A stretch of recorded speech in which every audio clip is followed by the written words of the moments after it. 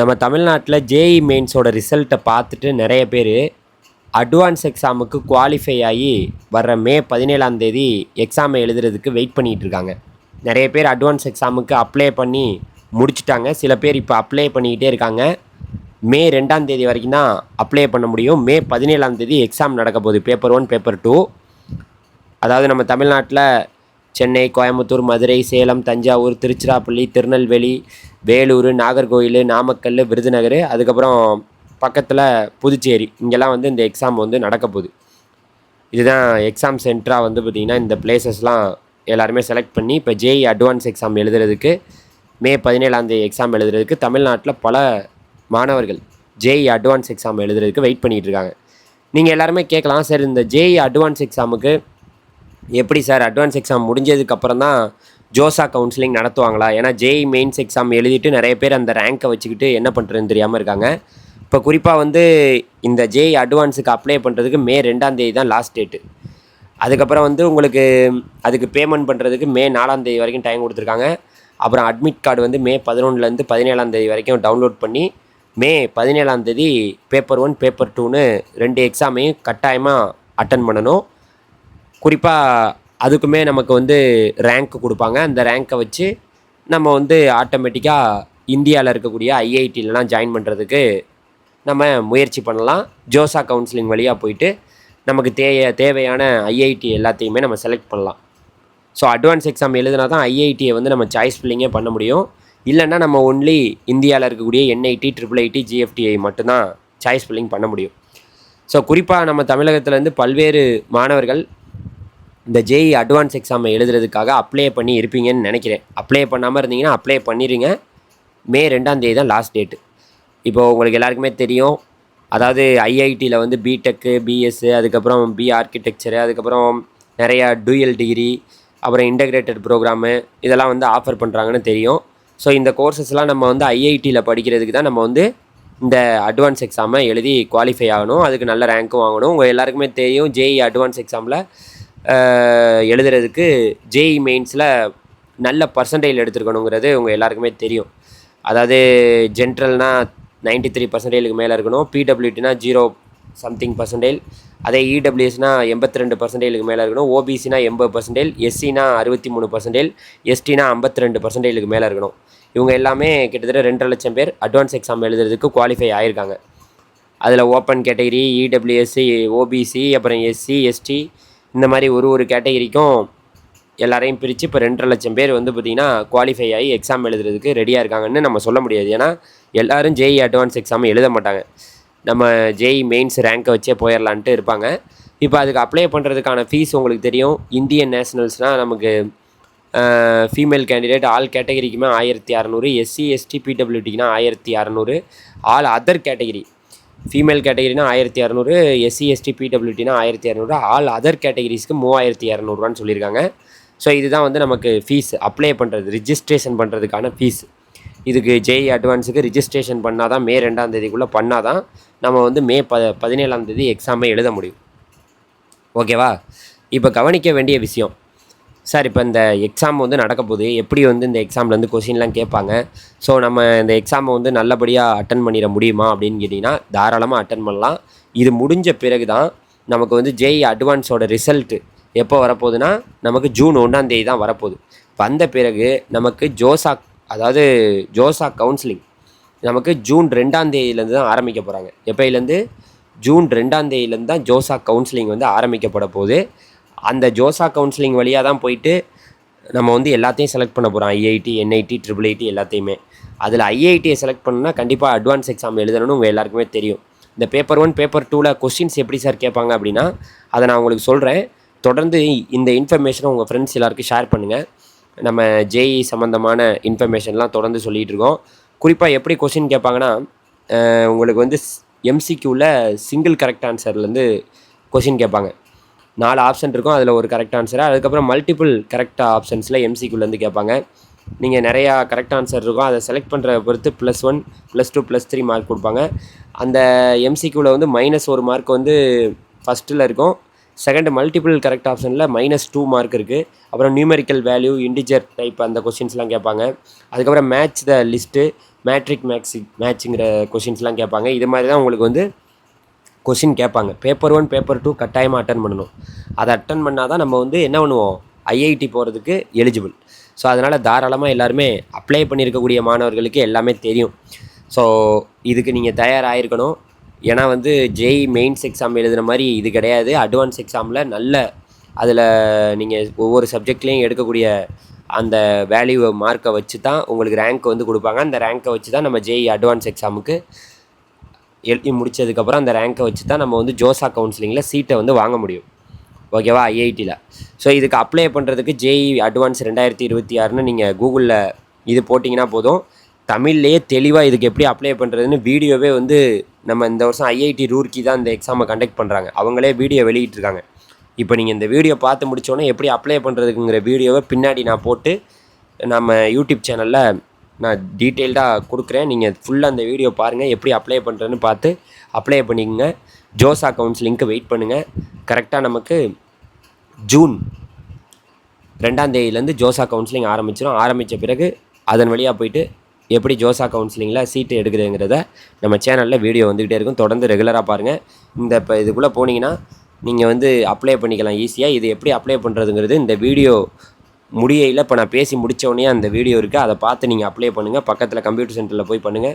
Apply பண்ணுறதுக்கு last date online registration வந்து நமக்கு முடிய போகுது. ஸோ ரொம்ப கம்மியான நாட்கள் தான் இருக்குது. மே 2ஆம் தேதிக்கு அப்புறம் நம்ம இதுக்கு அப்ளை பண்ண முடியாது. ஸோ தயவுசெய்து எல்லோரும் அப்ளை பண்ணிடுங்கன்னு சொல்லிட்டு இந்த ஆடியோவை முடிச்சுக்கிறேன். அப்படியே இந்த வீடியோவும் பின்னாடி கண்டினியூவாக பாருங்கள்.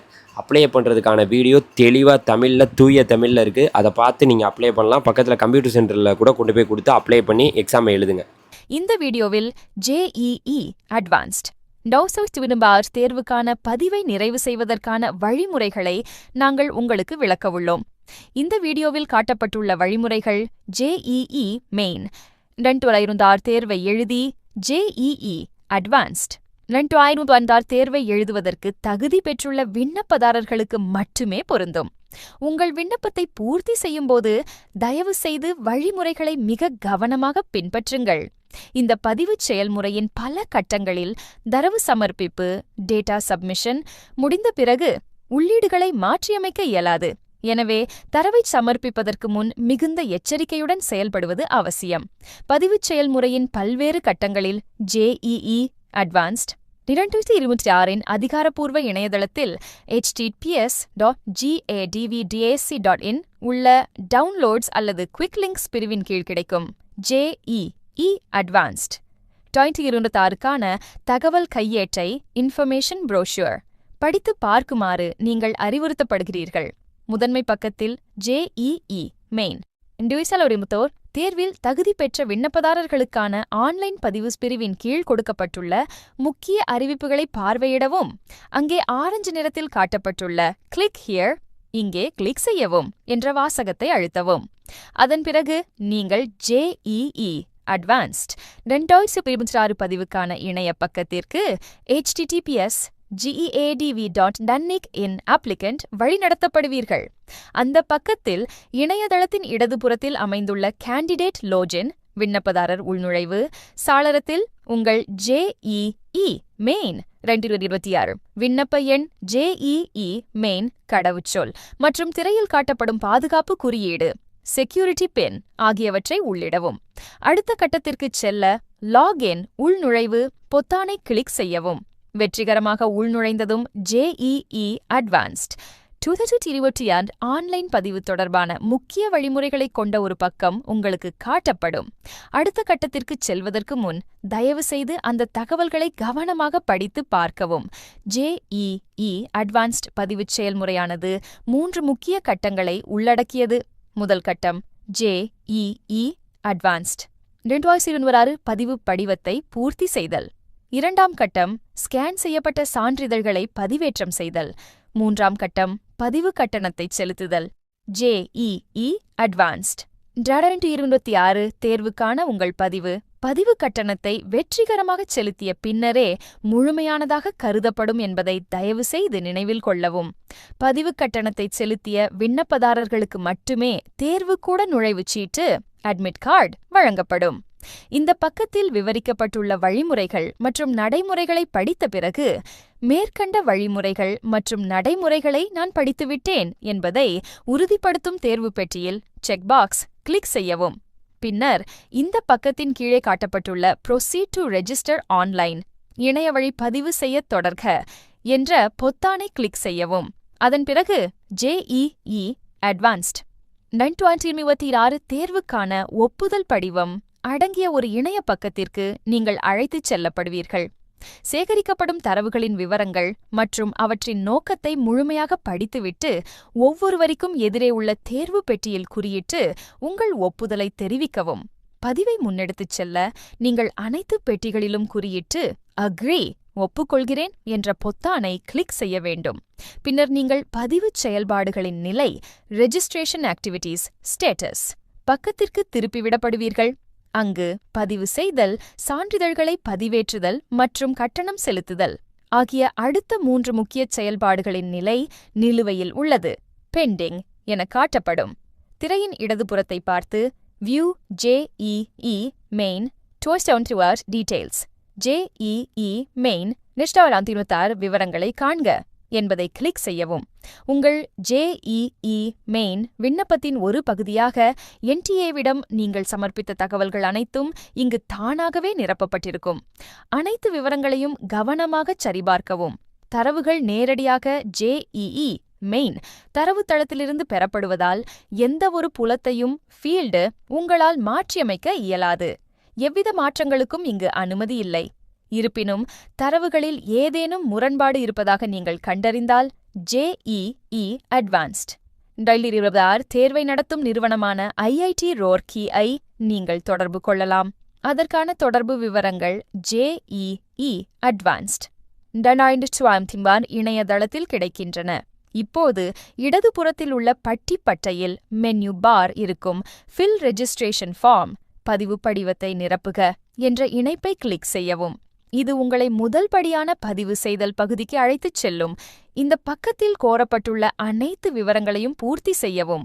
சாதிப்பிரிவு மற்றும் PWD மாற்றுத்திறனாளி நிலை போன்ற சில புலங்களை உங்களால் மாற்றியமைக்க இயலாது. உதாரணமாக, நீங்கள் OBC NCL பிரிவைச் சேர்ந்த விண்ணப்பதாரராக இருந்தால் உங்களிடம் செல்லுபடியாகும் OBC NCL சான்றிதழ் உள்ளதா என்று கேட்கப்படும். அச்சன்றிதழ் 2026 ஏப்ரல் 1க்கு பிறகு வழங்கப்பட்டிருக்க வேண்டும். உங்களிடம் செல்லுபடியாகும் OBC NCL சான்றிதழ் இருந்தால் அடுத்த படியில் அச்சன்றிதழின் விவரங்களை பூர்த்தி செய்து சான்றிதழை பதிவேற்றுமாறு நீங்கள் கேட்டுக்கொள்ளப்படுவீர்கள். ஒருவேளை தற்போதைய நிலையில் உங்களிடம் அச்சன்றிதழ் இல்லையென்றால், என்னால் இதுவரை அச்சன்றிதழை பெற இயலவில்லை என்று குறிப்பிட்டு ஒரு உறுதிமொழி படிவத்தை டெக்ளரேஷன் சமர்ப்பிக்கலாம். இந்த உறுதிமொழி படிவத்திற்கான மாதிரி வடிவம் JEE அட்வான்ஸ்ட் 2026 இணையதளத்தில் கிடைக்கிறது. JEE அட்வான்ஸ்ட் 2026 தேர்வு குறித்த முக்கிய தகவல்கள் வாட்ஸ்அப் வாயிலாக தெரிவிக்கப்படும். எனவே நீங்கள் வாட்ஸ்அப் தகவல்களை பெற விரும்பும் அலைபேசி எண்ணை வழங்குமாறு கேட்டுக்கொள்ளப்படுகிறீர்கள். இருப்பினும் உங்களிடம் வாட்ஸ்அப் எண் இல்லாத பட்சத்தில் அதனை வழங்குவது கட்டாயமில்லை. அடுத்து, நீங்கள் இந்தியாவிற்குள் அமைந்துள்ள மையங்களில் தேர்வை எழுத விரும்பினால் 10 தேர்வு நகரங்களை விருப்பத் தேர்வாக வழங்க வேண்டும். நீங்கள் வெளிநாட்டு மையங்களில் தேர்வை எழுத விரும்பினால் கிடைக்கக்கூடிய 3 வெளிநாட்டு தேர்வு நகரங்களிலிருந்து 2 விருப்பங்களை நீங்கள் தேர்ந்தெடுக்கலாம். தேர்வுக்கான நகரத்தை உங்களுக்கு ஒதுக்க ஏற்பாடு செய்யும் நிறுவனம் தங்களால் இயன்றவரை முயற்சிக்கும் என்பதை நினைவில் கொள்ளவும். இருப்பினும் விதிவிலக்கான சூழ்நிலைகளில் நீங்கள் தேர்ந்தெடுத்த நகரத்தை தவிர வேறு ஒரு நகரம் உங்களுக்கு ஒதுக்கப்படலாம். தேர்வு நகரங்களுக்கான விருப்பங்களை நிரப்பிய பிறகு ரிவ்யூ அண்ட் ப்ரோசீட் மதிப்பாய்வு செய்து தொடரவும் பொத்தானை கிளிக் செய்யவும். இப்போது அனைத்து விவரங்களையும் சரிபார்க்கவும். பின்னர் உறுதிமொழி அறிக்கைகளை படித்த பிறகு அதற்கான தேர்வு பெட்டிகளை செக்பாக்ஸஸ் கிளிக் செய்து கன்ஃபர்ம் அண்ட் ப்ரொசீட் உறுதி செய்து தொடரவும் பொத்தானை அழுத்தவும். ஒரு பாப்-அப் சாளரம் தோன்றி ஒருமுறை உறுதிப்படுத்தப்பட்டால் அதன் பிறகு எந்த மாற்றங்களும் அனுமதிக்கப்படாது என்பதை உங்களுக்கு தெரிவிக்கும். நீங்கள் தேர்வு செய்த தேர்வு நகரங்கள் அமைந்துள்ள மாநிலங்களும் இந்த பக்கத்தில் காட்டப்படும் என்பதை நினைவில் கொள்ளவும். இதன் மூலம் தேர்வு நகரங்களை தேர்ந்தெடுப்பதில் ஏதேனும் தவறு நேர்ந்துள்ளதா என்பதை நீங்கள் உறுதிப்படுத்திக் கொள்ளலாம். உள்ளிடப்பட்ட அனைத்து விவரங்களும் சரியானவை என்பதை உறுதிப்படுத்திக் கொள்ளவும், நீங்கள் முழுமையாக திருப்தியடைந்த பிறகு மட்டுமே அடுத்த கட்டத்திற்கு செல்ல ஆம் பொத்தானை அழுத்தவும். இதனுடன் பதிவு படிவத்தை நிரப்புதல் எனும் முதல் படிநிலை நிறைவடைகிறது. இப்போது நீங்கள் சான்றிதழ்களை பதிவேற்றுதல் அப்லோட் சர்டிஃபிகேட்ஸ் எனும் இரண்டாம் படிநிலைக்கு திருப்பிவிடப்படுவீர்கள். விண்ணப்பதாரரின் பிரிவை கேட்டகோரி பொறுத்து ஆவணங்களை பதிவேற்றுவதற்கான தொடர்புடைய புலங்கள் ஃபீல்ட்ஸ் காட்டப்படும். ஒவ்வொரு ஆவணத்திற்கும் அனுமதிக்கப்பட்டுள்ள குறைந்தபட்ச மற்றும் அதிகபட்ச கோப்பு அளவுகள் சைஸ், அத்துடன் ஆவணங்களை பதிவேற்ற வேண்டிய கோப்பு வடிவங்கள் ஃபைல் ஃபார்மேட்ஸ் ஆகியவற்றில் கவனத்தை செலுத்தவும். ஆவணம் பதிவேற்றப்பட்ட உடனேயே அந்த சாளரத்திற்குள்ளேயே அதன் முன்னோட்டத்தை ப்ரீவியூ நீங்கள் காண முடியும். டிஜிலாக்கர் குறியீட்டை ஐகான் கிளிக் செய்வதன் மூலம் 10ஆம் வகுப்பு மற்றும் 12ஆம் வகுப்பு மதிப்பெண் பட்டியல்களையும் பதிவேற்ற முடியும். அனைத்து ஆவணங்களையும் பதிவேற்றிய பிறகு ஆவணங்கள் பதிவேற்றப்பட்ட பின் எந்த மாற்றங்களும் அனுமதிக்கப்படாது என்பதை நீங்கள் புரிந்து கொண்டதற்கான உறுதிமொழி பெட்டியை செக்பாக்ஸ் தேர்ந்தெடுக்கவும். பின்னர் சப்மிட் அண்ட் ப்ரொசீட் சமர்ப்பித்து தொடரவும் என்பதை கிளிக் செய்யவும். கோப்புகள் வெற்றிகரமாக பதிவேற்றப்பட்டதை அறிவிக்கும் ஒரு பாப்அப் சாளரம் தோன்றும். ஓகே பொத்தானை கிளிக் செய்யவும். அதன் பிறகு நீங்கள் முதன்மை பக்கத்திற்கு திருப்பிவிடப்படுவீர்கள். அங்கு நீங்கள் பதிவு கட்டணத்தை செலுத்துதல் பே ரெஜிஸ்ட்ரேஷன் ஃபீ எனும் இறுதிச் செயல்பாட்டை நிறைவு செய்யலாம். விண்ணப்பதாரரின் பிரிவு மற்றும் தேர்வு நகரம் அமைந்துள்ள இடம், இந்தியாவுக்குள் அல்லது இந்தியாவுக்கு வெளியே ஆகியவற்றை பொறுத்து செலுத்தப்பட வேண்டிய உரிய கட்டணத் தொகை இந்த பக்கத்தில் காட்டப்படும். 3,500 இந்திய ரூபாய் அல்லது உங்கள் விஷயத்தில் பொருந்தக்கூடிய தொகையை செலுத்து என்பதற்கு பக்கத்தில் உள்ள ரேடியோ பட்டனை கிளிக் செய்து பின்னர் பதிவு கட்டணம் செலுத்து பே ரெஜிஸ்ட்ரேஷன் ஃபீ பட்டனை கிளிக் செய்யவும். அதன் பிறகு நீங்கள் ஒரு கட்டண நுழைவாயிலை பேமெண்ட் கேட்வே தேர்வு செய்யக்கூடிய ஒரு பக்கத்திற்கு திருப்பிவிடப்படுவீர்கள்.